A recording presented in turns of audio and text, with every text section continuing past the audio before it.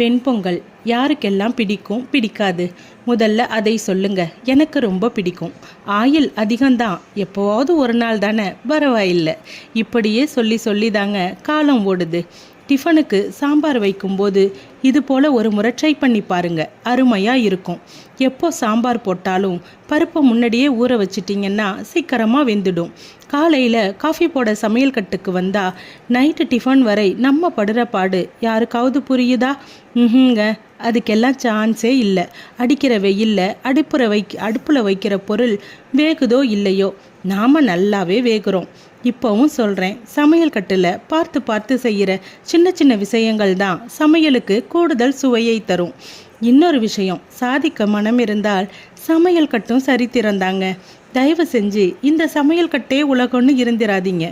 சமையல் லைஃப்பில் ஒரு பார்ட்டு தான், இதுவே உலகம் கிடையாது. உங்களுக்குள்ள என்ன திறமை இருக்கோ அதை சார்ந்து ஓடுங்க.